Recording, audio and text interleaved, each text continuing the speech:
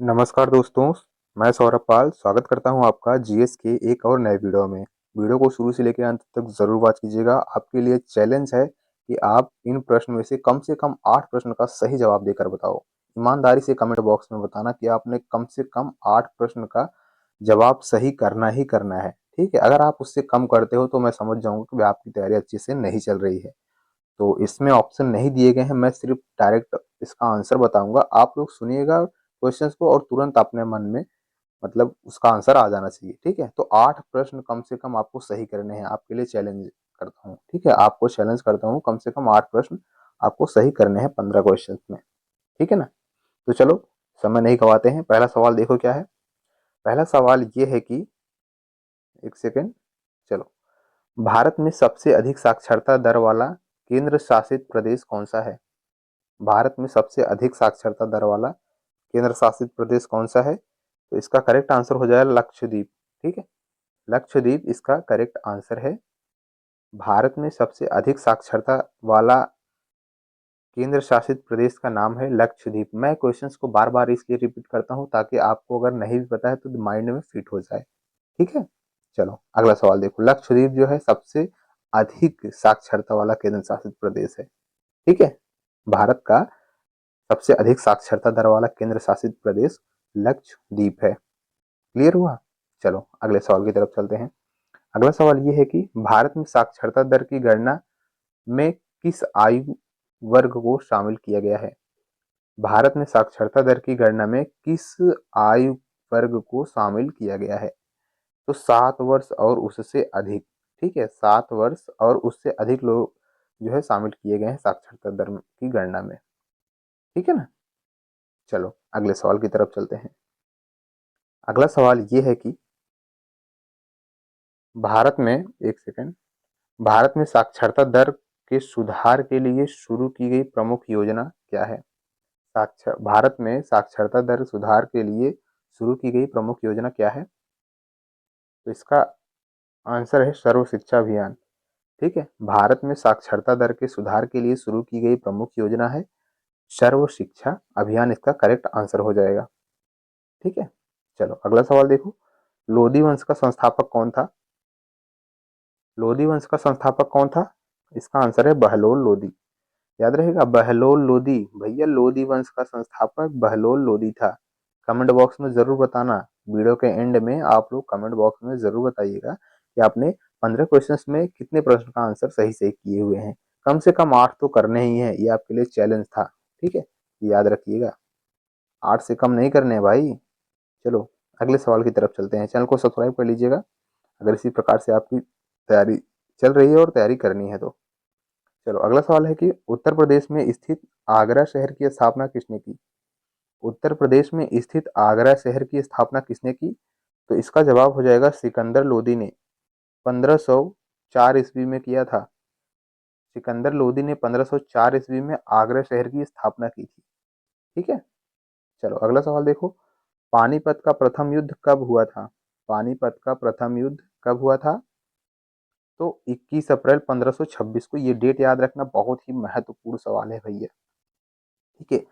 SSC में मतलब कि ये सब जितने भी प्रश्न है ना, एसएससी रेलवे पुलिस में पूछे जाते हैं। एसएससी द्वारा कंडक्ट कराए गए सभी एग्जाम में like CGL CHSL MTS GD सभी में ये सब प्रश्न बहुत ही महत्व रखते हैं भाई। ये सब प्रश्न रिपीटेड हैं, पूछे जा चुके हैं, ठीक है ना? तो पानीपत का प्रथम युद्ध 21 अप्रैल 1526 ईस्वी को हुआ था। किसके किसके मध्य हुआ था बताओ? ये हुआ था इब्राहिम लोदी और बाबर के, ठीक है ना? लोदी, और जिसमें लोदी की हार हुई थी, बाबर की जीत हुई थी, ठीक है ना? चलो अगले सवाल की तरफ चलते हैं। अगला सवाल यह है कि हम्पी किस साम्राज्य की राजधानी थी? हम्पी किस साम्राज्य की राजधानी थी? हम्पी बहुत ही महत्वपूर्ण सवाल है। हम्पी किस साम्राज्य की राजधानी थी? यह मध्यकालीन हिंदू राज्य विजयनगर साम्राज्य, विजयनगर याद रखिएगा, विजयनगर साम्राज्य की राजधानी थी हम्पी। और गाइस और मित्रों, हमें लग रहा है ना हम्पी किसी नोट में भी, नोट के पीछे हम्पी का चित्र भी आता है। वह कौन सा नोट है बताओ? कितने रुपए वाला का नोट है? हम्पी, किसी न किसी नोट या 20, 50, 10 जो नई नोट जारी हुई है ना, हम्पी का चित्र उसमें है, किसी नोट में तो है। बताओ, अगर आपको पता है तो कमेंट बॉक्स में बताओ। इतना याद रखना कि हम्पी जो है यह विजयनगर साम्राज्य की राजधानी थी। ठीक है, चलो अगला सवाल देखो। विजयनगर साम्राज्य की स्थापना किसने की थी? विजयनगर साम्राज्य की स्थापना किसने की थी? हरिहर और बुक्का नामक दो भाइयों ने। हरिहर और बुक्का नामक दो भाइयों ने विजयनगर साम्राज्य की स्थापना की थी। ठीक है मित्रों, चलो अगले सवाल की तरफ चलते हैं। अगला सवाल ये रहा कि रेडियोधर्मिता रेडियोधर्मिता की एसआई इकाई क्या है? रेडियोधर्मिता की एसआई यूनिट क्या है? बेकुरल। बेकुरल है भैया, याद कीजिएगा। रेडियोधर्मिता की एसआई यूनिट क्या है? बेकुरल है। ठीक है, चलो अगले सवाल की तरफ चलते हैं। भार की एसआई इकाई क्या है? भार की एसआई यूनिट क्या होती है? भार की एसआई यूनिट न्यूटन होता है। करेक्ट आंसर हो जाएगा न्यूटन। भार की एसआई यूनिट न्यूटन है। ठीक है, चलो अगले सवाल की तरफ बढ़ते हैं। अगला सवाल ये रहा कि संवेग की एसआई पद्धति में इकाई क्या है? संवेग की एसआई पद्धति में इकाई क्या है? तो किलोग्राम मीटर प्रति सेकंड है। ठीक है, संवेग की एसआई पद्धति में यूनिट है किलोग्राम मीटर प्रति सेकंड, याद रहेगा। संवेग की एसआई पद्धति में इसकी इकाई है किलोग्राम मीटर प्रति सेकंड। किलोग्राम मीटर प्रति सेकंड या किसकी इकाई है एसआई पद्धति में? संवेग की। ठीक है, चलो अगले सवाल देखो। विद्युत आवेश की एसआई मात्रक क्या है? विद्युत आवेश की एसआई यूनिट क्या है? कूलाम। ठीक है, कूलाम। कूलाम किसकी एसआई यूनिट है? विद्युत आवेश की।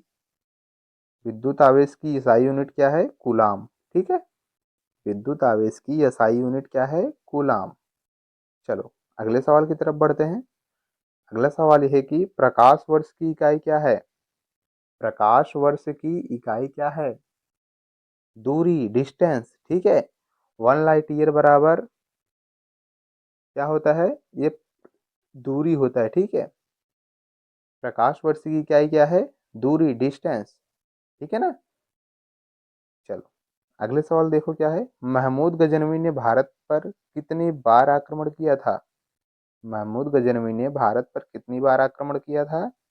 तो इसका जवाब हो जाएगा 17 बार। महमूद गजनवी ने भारत पर 17 बार आक्रमण किया था, जिसमें उन्होंने लास्ट में जाटों के द्वारा जो है मृत्यु प्राप्त कर लिया था। जाटों ने उसको बहुत मारा था और 3 साल बाद, 2-3 साल बाद जाकर उसकी मृत्यु हो गई थी उसी मार के कारण। ठीक है, जाटों ने पहली बार मारा मारा था महमूद गजनवी को, तो छोड़ दिया था। ठीक है ना, क्योंकि वो हमारे सोमनाथ मंदिर को लूट कर जा रहा था जब, हाँ, तो जंगलों में ही उसको पकड़ लिए थे जाटों ने। और फिर उनको कुछ जो जितना भी लूटा पाटा था उसको रखवा करके उसे फिर से भेज दिए थे कि चलो जाओ, मतलब पहचान नहीं रहे थे ना, लूट पाट के आ गया था तो छोड़ दिए थे। तो फिर से दोबारा उसने जो है ठान लिया कि भाई फिर से हमको भारत लूटना है। तो फिर से लूट के जा रहा था तो फिर से पकड़े वो लोग। फिर से पकड़े तो भाई धुल दिए बाकायदे पूर्वक। जब बाकायदे पूर्वक धुल दिए तो वो 2-3 साल बाद मर ही गया था। चलो अगले सवाल की तरफ चलते हैं। लास्ट सवाल है। लास्ट सवाल ये है कि संविधान में मौलिक कर्तव्यों का उल्लेख कब किया गया था? संविधान में मौलिक कर्तव्यों का उल्लेख कब किया गया था? 42वें संशोधन में, याद रहेगा। 42वें संशोधन में संविधान में मौलिक कर्तव्यों का उल्लेख किया गया था। मौलिक कर्तव्यों का उल्लेख 42वें संविधान के संशोधन में किया गया था। चलो दोस्तों, अब बताओ आप कमेंट बॉक्स में कि कितने आपने क्वेश्चंस को करेक्ट किए हुए हैं। कम से कम मैंने 8 बोले थे। ईमानदारी से बताना मित्रों, ठीक है ना, ईमानदारी से बताना कि कितने प्रश्न का जवाब आप लोग सही सही दिए हो। ठीक है ना, बाकी इसी प्रकार से आप अपना जनरल नॉलेज टेस्ट करना चाहते हो या तैयारी करना चाहते हो, चैनल को सब्सक्राइब कर लो और अपने मित्रों के पास भी शेयर कर दीजिएगा। ठीक है, ऐसे महत्वपूर्ण प्रश्न पाने के लिए उन्हें भी बहुत ज़्यादा हेल्पफुल होगा। और ये वीडियो यूजफुल रहता है हमेशा पुलिस, यूपी पुलिस लाइक और एसएससी द्वारा कंडक्ट कराया गया सभी एग्जाम और रेलवे के लिए। ठीक है ना, बहुत ही महत्वपूर्ण साबित होंगे ये सब। तो मिलते हैं नेक्स्ट वीडियो में, तब तक के लिए जय हिंद, जय भारत।